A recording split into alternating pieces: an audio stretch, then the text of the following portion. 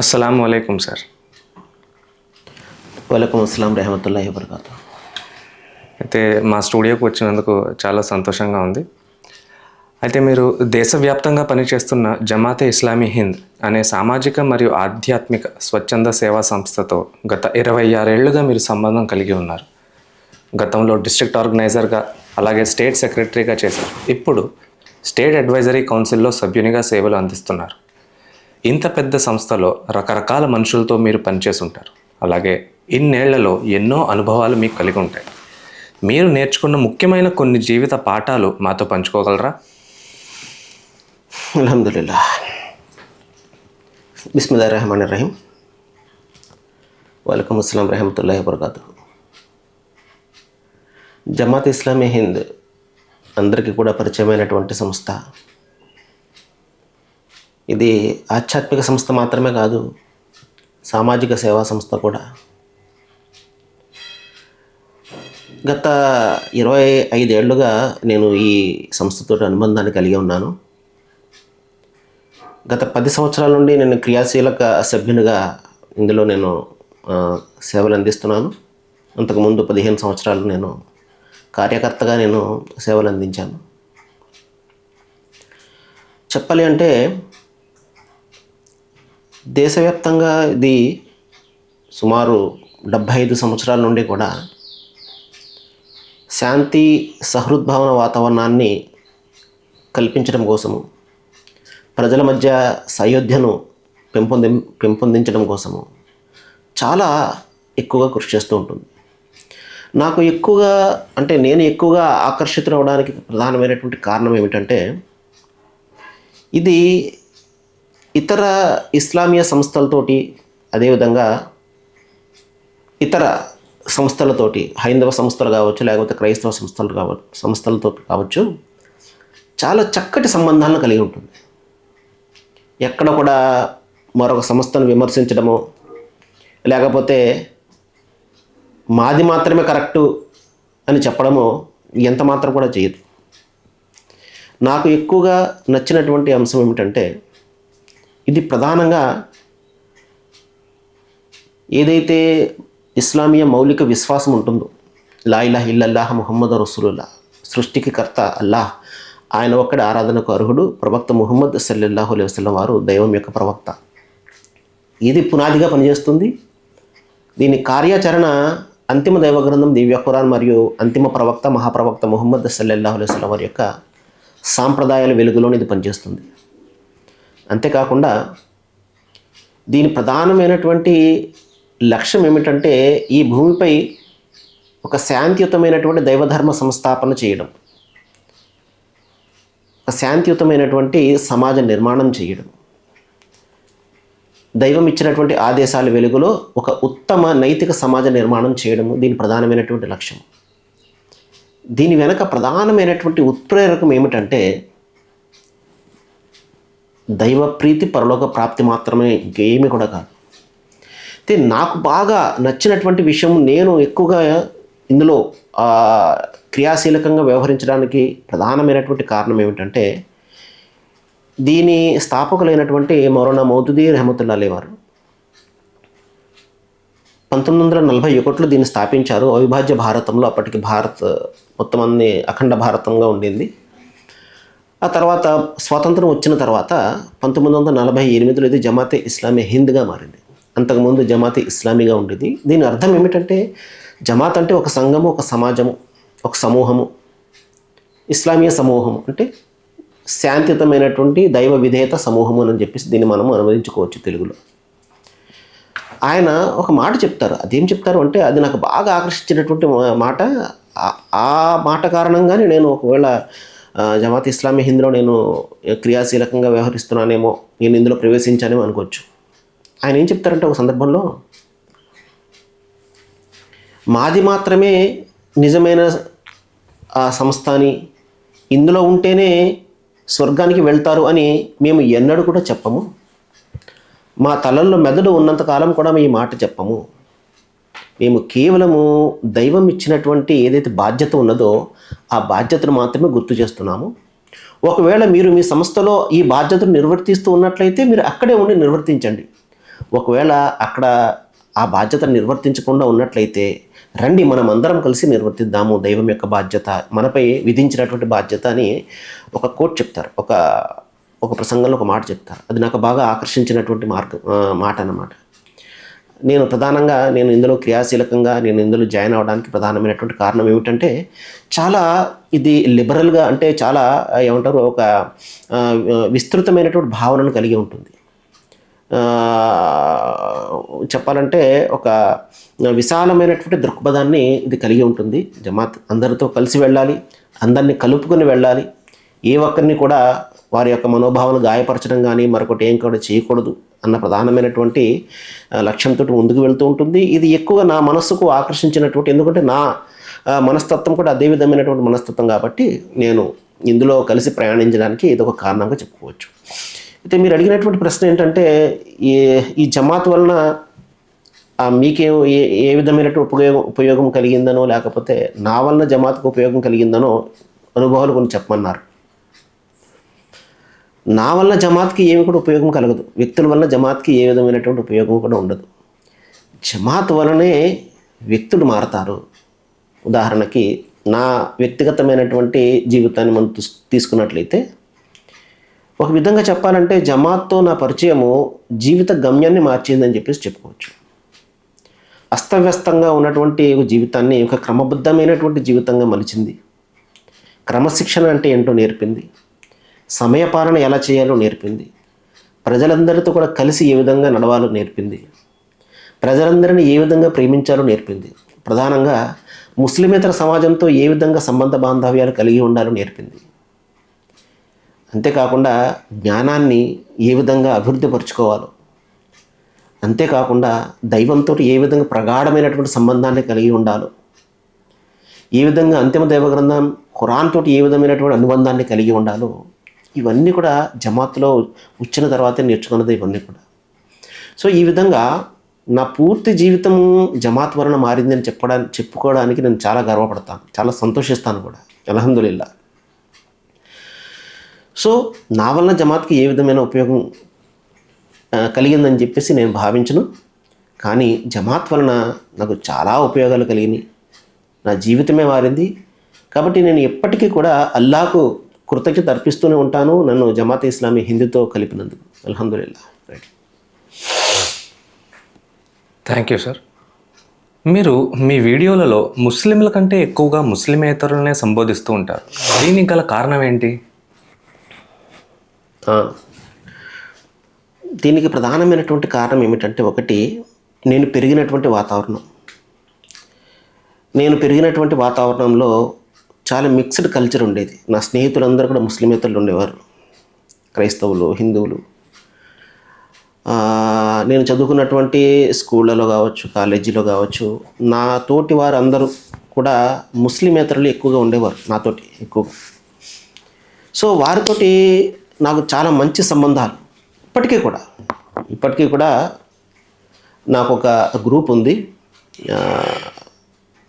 గోదావరిలో కితకెత్తులు అన్న ఒక గ్రూప్ ఉంది. అందులో ఉన్నటువంటి సభ్యులందరితో కూడా నాకు చాలా మంచి సంబంధాలు ఉంటాయి. వారందరూ కూడా ముస్లిమేతరులే. సో ఈ విధంగా ముస్లిమేతర సమాజంతో నాకు మొదటి నుండి కూడా ఒక ప్రగాఢమైనటువంటి అనుబంధం ఉంది. ఇంకొకటి ఏంటంటే, ఆ తర్వాత నేను ఇస్లాంను అర్థం చేసుకున్నటువంటి సందర్భంలో దైవం విధించినటువంటి ఆ బాధ్యతలను ఒకసారి మనం గుర్తు తెచ్చుకున్నట్లయితే, దైవం కూడా ఏదైతే ఈ సందేశాన్ని ఆయన ఖురాన్ ద్వారా మానవాళికి ఇచ్చాడో, ఇది సర్వమానవాళికి అందజేయండి అని చెప్పేసి ఆజ్ఞ ఇవ్వడం జరిగింది. ఇన్హువ ఇల్లా జిక్రుల్ లిల్ ఆలమీన్ అంటాడు ఖురాన్ గురించి. ఇది సర్వమానవాళికి ఒక జ్ఞాపిక అని చెప్పేసి. అలాగే బల్లిగ్ అన్ని వలో ఆయా అని ప్రవక్త ముహమ్మద్ సల్లల్లాహు అలైహి వసల్లం వారు కూడా చెప్పారు. మీ వద్దకు ఏదైనా ఒక విషయం వస్తే అది అందరికీ కూడా తెలియచెప్పు అని చెప్పేసి. సో ఈ విధంగా నేను పెరిగినటువంటి వాతావరణము ముస్లిమేతర సమాజంతో మంచి సంబంధాన్ని నేను ఇప్పటికీ కూడా ఉన్నాయి. అనేక మంది నా స్నేహితులు ఉన్నారు. నా సైద్ధాంతికంగా నాతో విభేదించే వాళ్ళు కూడా. ఎందుకంటే ఈ సైద్ధాంతికమైనటువంటి సంఘర్షణే, వ్యక్తిగత సంఘర్షణ ఏముంటుంది చెప్పండి. ఇస్లాంకు వ్యతిరేకమైనటువంటి సంస్థలు ఉంటాయి కదా, కొన్ని ఉన్నాయి. పేర్లు చెప్పడం అవసరం లేదు, కానీ వారి యొక్క బాధ్యులతో కూడా నాకు మంచి సంబంధాలు ఉన్నాయి. క్రైస్తవ వ్యక్తులతోటి, క్రైస్తవ పెద్దలతోటి నాకు మంచి సంబంధాలు ఉన్నాయి. హైందవ పెద్దలతోటి నాకు మంచి సంబంధాలు ఉన్నాయి. ఎందుకంటే ఇది మానవ సంబంధాలు అండి. సిద్ధాంతాలు లేకపోతే మనం అనుసరించే పద్ధతులు, వీటిలో మనము డిఫర్ చేయొచ్చు, మనము వ్యతిరేకించవచ్చు, లేకపోతే విభేదించవచ్చు. కానీ మానవ సంబంధాలు ఉన్నాయి చూసారా, అవి మనం పాడు చేసుకోకూడదు ఎప్పుడు కూడా. నేను దీన్ని చాలా చాలా గట్టిగా పాటిస్తాను. కాబట్టి సైద్ధాంతిక విభేదాలు మన మానవ సంబంధాలను పాడు చేయకూడదు అన్న ప్రధానమైనటువంటి లక్ష్యం నాది, మోటో. సో అందుకని నేను ఎక్కువగా ముస్లిమేతర సమాజంతో ఎక్కువగా నా యొక్క వీడియోలు నేను వాళ్ళను అడ్రస్ చేస్తూనే, ఎందుకంటే దైవం ఇచ్చినటువంటి ఏదైతే సందేశం ఉన్నదో అది ప్రపంచ మానవాళికి తెలియచెప్పాలి. ప్రధానంగా నా చుట్టూ ఉన్నటువంటి నా సోదరులు, నా బంధువులు, లేకపోతే నా స్నేహితులు, చిన్నప్పటి నుంచే నేను పెరిగినటువంటి వాతావరణంలో ఉన్నటువంటి స్నేహితులు, ఇప్పుడున్నటువంటి నా చుట్టూ ఉన్నటువంటి స్నేహితులు, వీరందరికీ కూడా దైవ సందేశం అందజేయాలి అన్న ప్రధానమైనటువంటి లక్ష్యము. అదే లక్ష్యంతో దైవం యొక్క కారుణ్యంతో నేను ముందుకు వెళ్తున్నాను.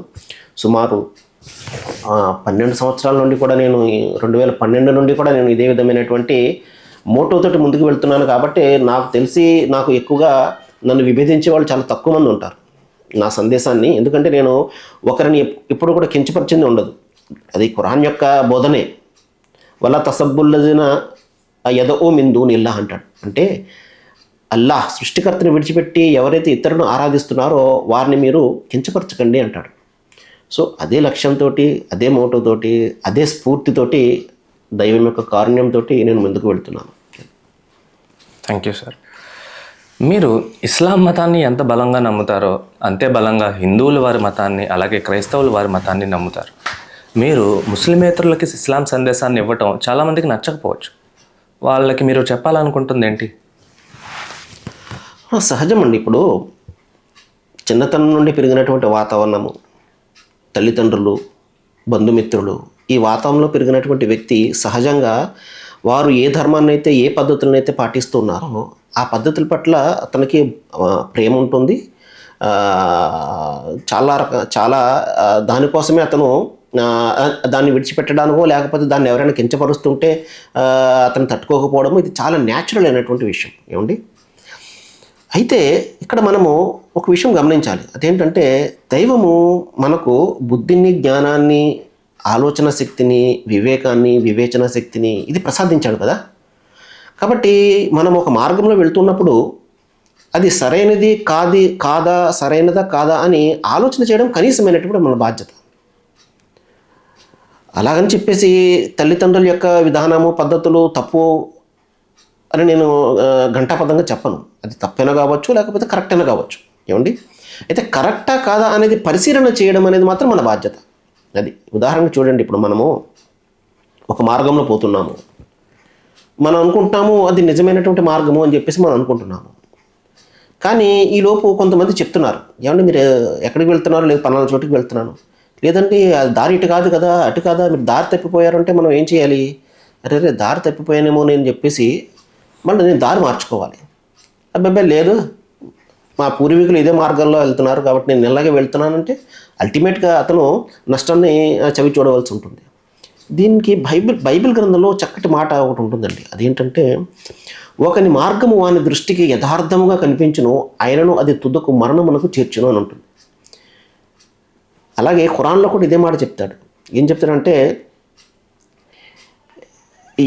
ప్రతి ఒక్కరూ తమకున్న దానితో ఆనందంగా ఉన్నారు, కానీ నిజమైనటువంటి మార్గం ఏంటో మీ ప్రభువుకే తెలుసు అని ఒక మాట ఉంటుంది.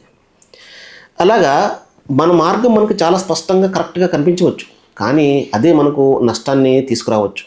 అయితే ఏం చేయాలి? బైబిల్ గ్రంథంలోనే ఇంకొక మాట ఏం చెప్తాడంటే, మార్గంలో నిలిచి చూడుడి, పురాతన మార్గం ఏమిటో గమనించుడి, మేలైనది ఎన్నుకునడి అని ఉంటుంది. కాబట్టి మన పూర్వీకులు అంటే దైవం పంపినటువంటి ప్రవక్తలు ఏ మార్గాన్ని బోధించారు, దైవ గ్రంథాలు ఏ మార్గాన్ని బోధిస్తున్నాయి, నేను ఆ మార్గంలో ఉన్నానా లేదా అన్న పరిశీలన చేసే బాధ్యత మాత్రం మందే.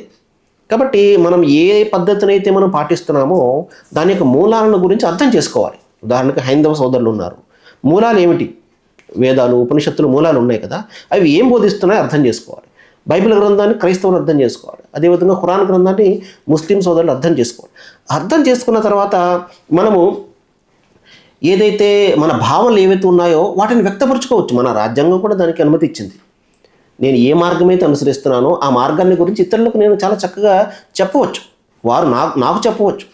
ఈ విధంగా వ్యూస్ ఎక్స్చేంజ్ చేయాలి, ఎక్స్చేంజ్ అవ్వాలి, ఒక మంచి వాతావరణంలో ఉండాలి. అంతే తప్పించి వాదోపవాదాలు, అతని మనసును గాయపరచడాలు, దీనికి ఇస్లాం పూర్తిగా వ్యతిరేకము. నేను ఎప్పుడు కూడా ఆ పని ఎప్పుడు కూడా నేను చేయను. కాబట్టి ఒక చక్కటి వాతావరణంలో అతనికి నచ్చినటువంటి విషయం నాకు చెప్తాడు, నాకు నచ్చినటువంటి నేను అనుసరిస్తున్నటువంటిది కరెక్ట్ అని నేను భావిస్తున్నటువంటిది నేను అతనికి చెప్తాను. ఏది మంచిది ఏది చెడు అనేది దైవమే ఎవరిని కూడా నిర్దేశించలేదు. ఇక్కడ ఏమండి, దైవము మంచి చెడు 2 మార్గాలు చూపించిన తర్వాత ఎందులో వెళ్ళడం అనే ఆ ఎంపిక స్వేచ్ఛను మనపై పెట్టేశాడు. కాబట్టి దైవమే నిర్దేశించినప్పుడు మనము ఎవరిని కూడా నిర్దేశించలేము, మనము దాన్ని ఫోర్స్ చేయలేము. మనము ఏ మార్గాన్ని అయితే మనం పాటిస్తున్నామో దాని గురించినటువంటి చర్చ చేయొచ్చు, మంచి పద్ధతిలో అతనికి చెప్పవచ్చు, ఇందులో ఉన్నటువంటి గొప్పతనము మంచి విషయాలు అన్నీ మనం బోధించవచ్చు. అదే ఇప్పుడు నేను చేస్తున్నాను. కాబట్టి నేను ఎప్పుడు కూడా బలవంతంగా లేకపోతే ప్రలోభాలకి గురి చేసి ఏదైనా చేయడం అనే ఏవైతే పద్ధతి ఉన్నదో అది ఖురాన్కు పూర్తిగా వ్యతిరేకం. ఖురాన్ లా ఇక్రాహ ఫిద్దీన్ అంటాడు, ధర్మం విషయంలో బలవంతం లేదు అంటాడు. నా పద్ధతి కూడా అదే. కాబట్టి నేను నా ధర్మం ఏదైతే నేను పాటిస్తున్నానో దీని గురించినటువంటి స్పష్టమైనటువంటి ఒక భావన నేను ప్రజలందరికీ కూడా తెలియచెప్పాలి. అది నా బాధ్యత, నేను అదే చేస్తున్నాను. థ్యాంక్ యూ సార్, చాలా చక్కగా వివరించారు. అయితే ఇతర మతాల మీద మీ అభిప్రాయం ఏంటి? మీరు బైబిల్ చదివినట్టు కనిపిస్తుంది, అలాగే వేదాలు ఇవి చదివినట్టు కనిపిస్తుంది. ఇతర మతాల మీద మీ అభిప్రాయం ఏంటి? నేను అదే చెప్తున్నానండి. ఇప్పుడు దైవం అన్నవాడు ఒక్కడే అయినప్పుడు ఆయన మానవాళికి ఒకే ధర్మాన్ని ఒకే పద్ధతిని బోధిస్తాడు. ఇది చాలా కామన్ అయినటువంటి మాట. ఏమండి, దైవం ఒక్కడే ప్రజలందరికీ ఒక్కొక్కరికి ఒక్కొక్క మార్గాన్ని బోధించడు కదా. పేర్లు వేరు కావచ్చు, లేకపోతే ఆచరణ విధానం వేరు కావచ్చు, మిగతా విషయాలు వేరు కావచ్చు, కానీ మౌలికమైనటువంటి సిద్ధాంతం ఒకటే ఉంటుంది. ఇదే మనం గమనించాలి. ప్రారంభం నుండి దైవం మనిషిని పుట్టించినప్పుడు ఏ పద్ధతి అయితే, ఏ ధర్మం అయితే అతనికి బోధించాడో అదే ధర్మము చివరి వరకు కూడా ఉన్నది. అదే ధర్మాన్ని ప్రతి ప్రవక్త కూడా తన ప్రజలకు తెలియచెప్పారు. ఆ ధర్మం ఏమిటంటే సృష్టికర్తకు పూర్తిగా లొంగి ఆయనకు సమర్పణ చేసుకుని ఆయన ఆజ్ఞ మీద జీవితం గడపడం. ఇది మౌలికమైనటువంటి ధర్మం అంటే. దీన్ని సనాతన ధర్మం అంటారు. సనాతన ధర్మం అంటే ఎప్పటి నుంచో ఉన్నది, పురాతన ధర్మం అని అర్థం అనమాట. ఏమండి, ఏంటి దాన్ని ఏకేశ్వరోపాసన, ఏది ఒకే ఈశ్వరుని ఉపాసించడం అనేది ఏదైతే ఉందో దాన్నే ఏకేశ్వరోపాసన అంటారు. సో దైవము ఈ విధంగా ప్రతి కాలంలో కూడా తన ప్రవక్తల ద్వారా ఇదే ధర్మాన్ని బోధించాడు. అది అరబ్బీ భాషలోకి వచ్చి అది ఇస్లాం అయింది. ఏమండి, ప్రవక్త ముహమ్మద్ సల్లల్లాహు అలైహి వసల్లం వారు ఇస్లాం ధర్మాన్ని ప్రారంభించారు, స్థాపించారు అన్న ఒక ఆరోపణ కాదు, ఏమంటారు, ఒక అపనమ్మకము లేకపోతే ఒక అపార్థము ప్రజల ముందు ఉంది ఈ రోజున. అది 100కి 200% తప్పు. ఎందుకంటే ఇస్లాం అనేది ప్రవక్త ముహమ్మద్ సల్లల్లాహు అలైహి వసల్లం వారి నుండి ప్రారంభం కాలేదు. ఎందుకంటే మనిషి పుట్టిన దగ్గర నుండి కూడా ఈ ధర్మం ఉంది. ఆ పేరు వేరుగా ఉంది. అది ప్రవక్త ముహమ్మద్ సల్లల్లాహు అలైహి వసల్లం వారు అరబీ భాషకు చెందినటువంటి వ్యక్తి కాబట్టి అక్కడ ఇస్లాం అన్న పేరు వచ్చింది. కాబట్టి ఈ విధంగా నేను ఖురాన్ యొక్క వెలుగులో ఏం చెప్తున్నానంటే, ఖురాన్ ఏం చెప్తాడు అంటే, ఖురాన్లో దైవము జాలికల్ కితాబ్ లా రైబ ఫీ హుద్దల్ లిల్ ముత్తఖీన్ అల్లజీన యుమినూన బిల్ గైబ్ వ యుకీమున స్సలాత వ మిమ్మా రజఖనాహుమ్ యున్ఫికూన్ అల్లజీన యుమినూన బిమా ఉన్జిల ఇలైక వ మా ఉన్జిల మిన్ కబ్లిక్ అంటాడు. నా నిజమైనటువంటి దాసులు ఇప్పుడు నేను అవతరింపజేసినటువంటి ఖురాన్తో పాటు ఖురాన్ కంటే ముందు అవతరింపజేసినటువంటి గ్రంథాలను కూడా విశ్వసిస్తారు అని చాలా స్పష్టంగా చెప్పడం జరిగింది. కాబట్టి ఒక దైవ విశ్వాసి, ఒక ఏకేశ్వరవాసి, ఒక ఏకేశ్వర ఉపాసి తన సృష్టికర్తను మాత్రమే ఆరాధించేవాడు. తన అంతిమంగా వచ్చినటువంటి ఖురాన్తో పాటు ఖురాన్ కంటే ముందు అవతరింపజేయబడినటువంటి గ్రంథాలను కూడా అతను నమ్ముతాడు. ఇవి ఆయా కాలాలలో ఆయా ప్రవక్తల ద్వారా దైవం వారికి ఇచ్చినటువంటి గ్రంథాలు అని చెప్పేసి అందులో ఒక 3-4 గ్రంథాల యొక్క ప్రస్తావన ఖురాన్లో మనకు కనబడుతుంది. ఏమండి, అలాగే మరొక సందర్భంలో వలికుల్లి అజలన్ కితాబ్ అంటాడు. ప్రతి జాతికి నేను ఒక గ్రంథాన్ని పంపించాను అంటాడు. వలికుల్లి ఉమ్మతి రసూల్, ప్రతి జాతికి కూడా ఒక ప్రవక్త ఉన్నాడు, గ్రంథం కూడా ఉన్నది అంటాడు. అయితే అందులో ఖురాన్లో కొన్ని గ్రంథాల గురించినటువంటి ప్రస్తావన లేదు. అందుకని ఒక దైవ విశ్వాసి గ్రంథాలన్నీ కూడా ఒకవేళ అవి దైవం యొక్క ఏకత్వాన్ని బోధిస్తూ ఉన్నట్లయితే, మానవ ఏకత్వాన్ని బోధిస్తూ ఉన్నట్లయితే, అంటే విశ్వమానవ సౌభ్రాతృత్వాన్ని, మానవులందరూ కూడా ఒకే జంట సంతానము అన్న సిద్ధాంతాన్ని బోధిస్తూ ఉన్నట్లయితే, మానవ కళ్యాణం కోసం బోధిస్తూ ఉన్నట్లయితే నిశ్చయంగా నిస్సందేహంగా ఆయా కాలంలో ఆయా ప్రవక్తల ద్వారా దైవం వారికి ఇచ్చినటువంటి గ్రంథం కావచ్చు. కాబట్టి ఒక దైవ విశ్వాసి నేను అనుకుంటే, నా గురించి మాట్లాడితే, నేను ఖురాన్ కంటే ముందు వచ్చినటువంటి గ్రంథాలన్నింటినీ కూడా విశ్వసిస్తా. అవి ఒకవేళ ఇప్పుడు నేను చెప్పినటువంటి కేటగిరీలు ఉన్నట్లయితే, అయితే నా ఆచరణ మాత్రము అంతిమ దైవ గ్రంథం ఖురాన్ ప్రకారమే ఉంటుంది. విశ్వాసం అయితే అన్ని గ్రంథాల మీద పెడతాను, ఆచరణ అంతిమ దైవ గ్రంథం ఖురాన్పై ఉంటుంది. కాబట్టి నేను ఇతర గ్రంథాలపై ఏ విశ్వాసం అయితే కలిగి ఉన్నానో అది ఖురాన్ నాకు ఇచ్చినటువంటి ఆజ్ఞ మేర నేను కలిగి ఉన్నాను. ఖురాన్ అన్ని గ్రంథాలను కూడా దైవ గ్రంథాలుగా పిలువబడే ఏవైతే ఉన్నాయో అవి ఏ దైవుని ఏకత్వాన్ని బోధిస్తూ ఉన్నట్లయితే వాటిని నమ్మడం అనేది ఒక దైవ విశ్వాసగా నా బాధ్యత. కాబట్టి నేను వాటిని కూడా విశ్వసిస్తున్నాను. Thank you sir. మీరు దేవుడు ఒక్కడే అంటాం నేను గమనించాను. దేవుడి గుణగణాలు ఏంటి అని అడిగితే మీరేం చెప్తారు?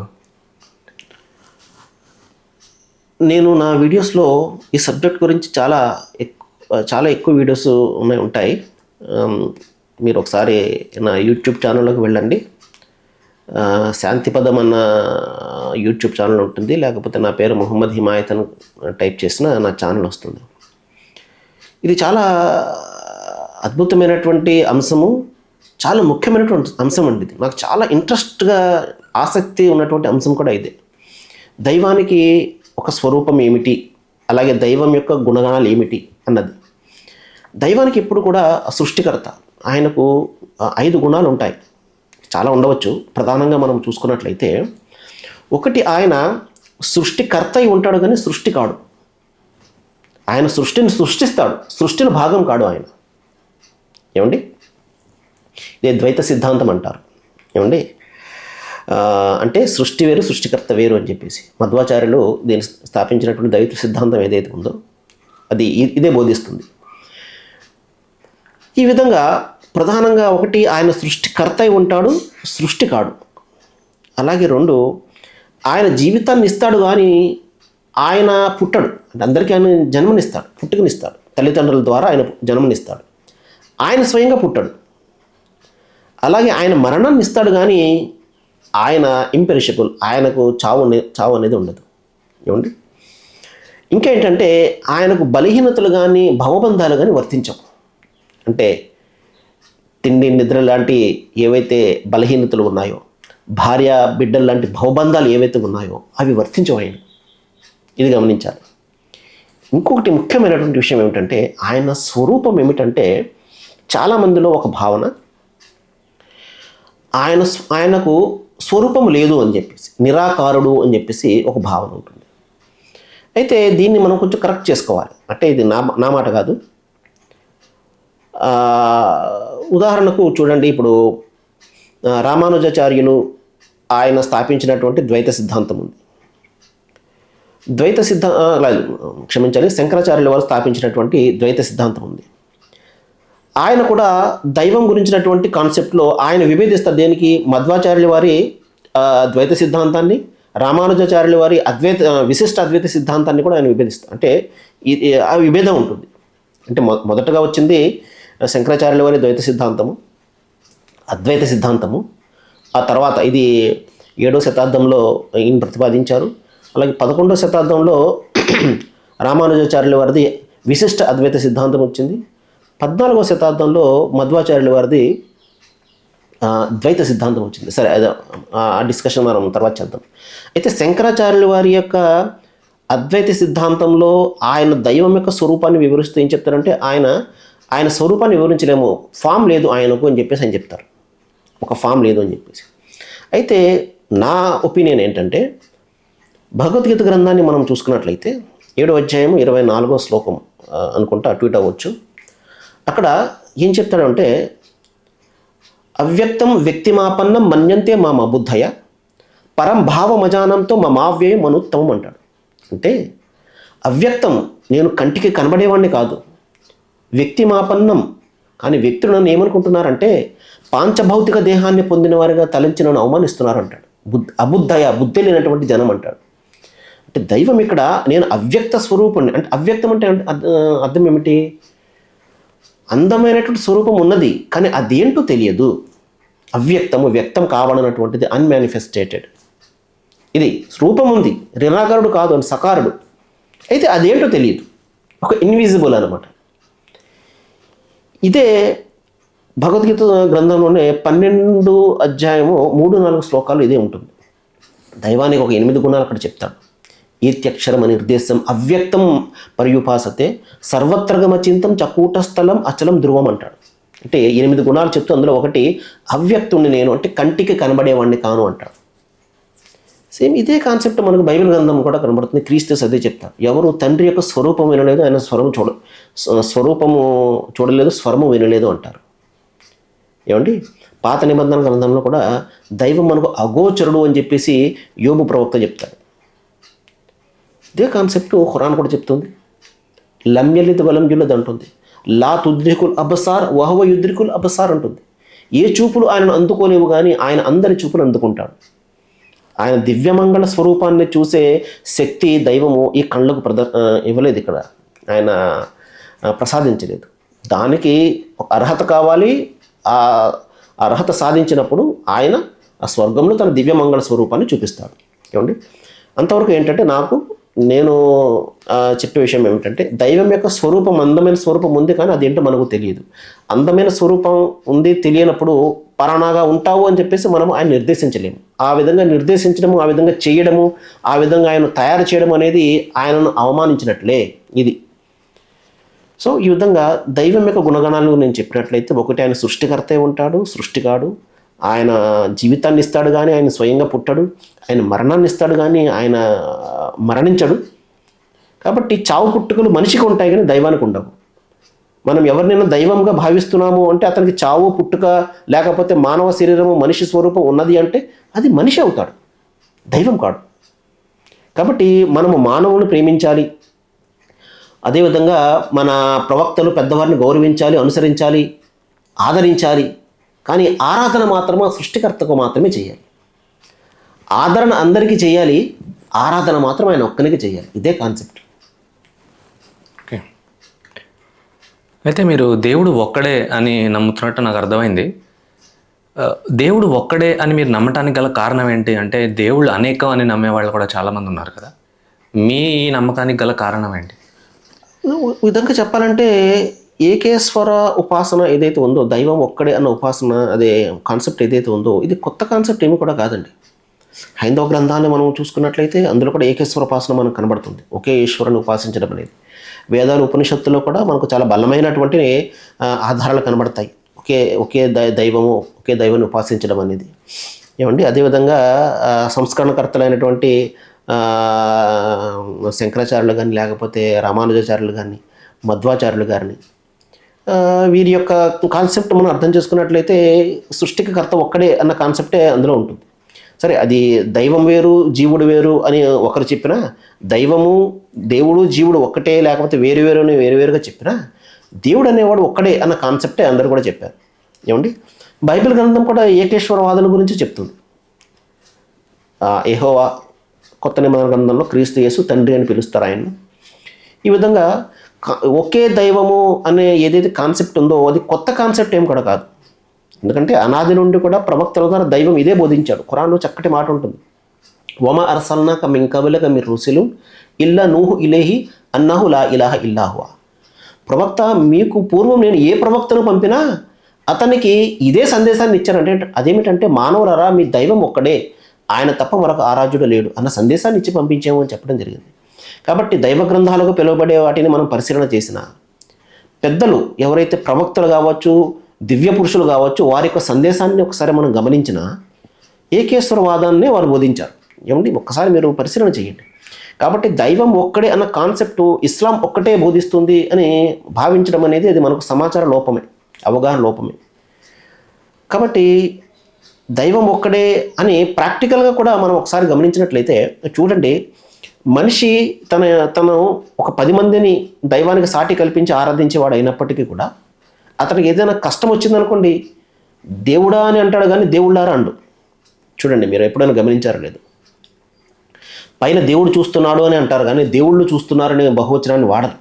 అతని మనోమస్తిష్కాల్లో కూడా ఒక విషయం దాగిపోయి ఉంటుంది, అదేంటంటే దేవుడు ఒక్కడే అన్నది.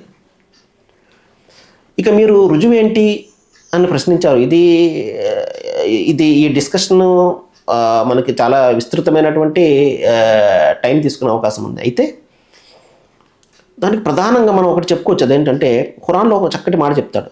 ఏంటంటే లౌకాన ఫీహిమ ఆలిహతన్ ఇల్లల్లా లఫసదతన్ అంటాడు. సింపుల్గా ఒక మాట చెప్తాడు. అదేమిటంటే ఈ భూమి ఆకాశాల మధ్య మీరు భావిస్తున్నట్లుగా అనేక మంది కర్తలు కానీ లేకపోతే అనేక మంది దీన్ని రక్షించేవారు ఉన్నట్లయితే భూ వ్యవస్థ అంతా కూడా అస్తవ్యస్తమైపోయేది అంటాడు. అంటే ఈ ప్రకృతిలో మనం చూస్తున్నటువంటి రిధం ఏదైతే ఉందో, ఈ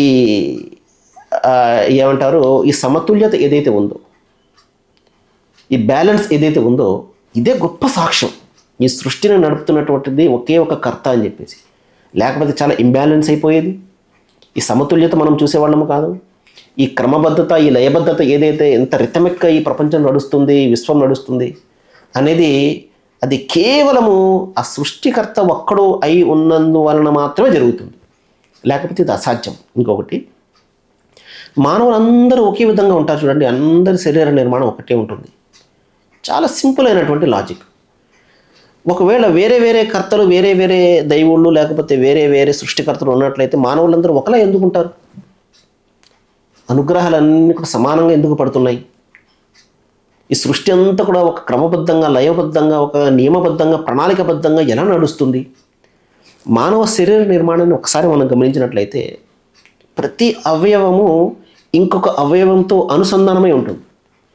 ఒకదానికొకటి హెల్ప్ చేసుకుంటూ, సహకారం అందించుకుంటూ నడుస్తున్నందువలనే మనము ఊపిరి పీల్చుకోగలుగుతున్నాం. ఏ ఒక్క అవయవము నిర్లక్ష్యం చేసినా, లేకపోతే సహకరించకపోయినా, సహాయ నిరాకరణ చేసినా మన పని అక్కడికి ఆగిపోతుంది. ఉదాహరణకి మనము ఏదైనా ఒక తింటున్నాం అనుకోండి, ఆ తినేది ముందుగా మన ముక్కు ఆ మంచి వాసన రావాలి, సువాసన రావాలి మంచి, అప్పుడే మనం దాన్ని తీసుకోగలుగుతాము. సువాసన రాకపోతే దాన్ని మనం ఒక దుర్వాసన వస్తుంది అనుకోండి, దాన్ని తీసుకోగలుగుతామా? లేదు. సో ముక్కు మనకు సహకరించేది ముందు, ఆ తర్వాత మన లోపలికి తీసుకుంటాం. నాలుగు సహకరించాలి, రుచిగా ఉండాలి. రుచిగా లేకపోతే తినలేము. ఆ తిన్న తర్వాత మన పళ్ళు ఏవైతే ఉన్నాయో వాటిని బాగా క్రష్ చేయాలి, నమలాలి. ఆ తర్వాత ఆ లోపల ఆ ఏదైతే కంఠనాల ముందు దాన్ని లోపలికి తీసుకోవాలి. తీసుకున్న తర్వాత అది జీర్ణాశయంలోనికి వెళ్ళాలి. అక్కడ ప్రతి అవయవము తన పని అది చేసుకుంటూ దాన్ని వివిధ భాగాలుగా విభజించి, వ్యర్థాలుగా, రక్తాలుగా, లేకపోతే ఇంకా ఈ విధంగా మార్చి ప్రతి అవయవము ప్రతి పార్ట్ కూడా ఒకదానితో ఒకటి అనుసంధానమే పనిచేస్తున్నట్టుగా కనబడుతుంది కదా. దీన్ని నడిపే ఒక శక్తి లేకపోతే ఏ విధంగా పనిచేస్తుందో చెప్పండి. సో నేను ప్రధానంగా నమ్మేది ఏంటంటే దైవం ఒక్కడే అని మనిషిని నమ్మించడం అనేది చాలా తేలికైనటువంటి విషయం అని చెప్పేసి నేను పర్సనల్గా నమ్ముతాను. చాలా తేలిక, డెడ్ ఈజీ అనమాట. చిన్న పిల్లవాడిని అడిగినా కూడా చాలా సింపుల్గా చెప్పే క్వశ్చన్ అని చెప్పేసి, ఆన్సర్ అని చెప్పేసి నేను అనుకుంటాను. ఏంటంటే మనిషి తాను పెరిగినటువంటి వాతావరణం కావచ్చు, ఆలోచన చేయక సర్లే ఎందుకు వచ్చిన గొడవలే అని చెప్పేసి పెద్దల యొక్క వ్యవహారాలు ఏవైతే ఉన్నాయో, ఆచార వ్యవహారాలు దాన్ని అనుసరిస్తూ ఉండొచ్చు. ఈ విధంగా ఎందుకులే ఈ టాపిక్ను మనం డీప్గా అర్థం చేసి వెళ్ళడము అని కావచ్చు. కొన్ని ఈ కారణాల వలన అతను దానికి concept of oneness of God ఏదైతే ఉందో దానికి దూరంగా ఉంటున్నాడేమో. కానీ ఒక్కసారి అతను మనసు పెట్టి ఆలోచన చేసినట్లయితే సమాధానాలన్నీ కూడా తనంతటా అవే అతని కళ్ళ ముందు కనబడతాయి. ఇది నేను ప్రగాఢంగా నమ్ముతాను. Thank you sir. అయితే ఈ ఎపిసోడ్లో చాలా చక్కని విషయాలు మన ముందుకు వచ్చాయి. అయితే తప్పకుండా మన ఇద్దరం మరో ఎపిసోడ్ చేయాలని ఆ దేవుడిని నేను కోరుకుంటున్నాను. అయితే దీంతో ముగిద్దాం. Thank you very much. జజాకల్లాహు ఖైర్. అల్లాహ్ హాఫీజ్.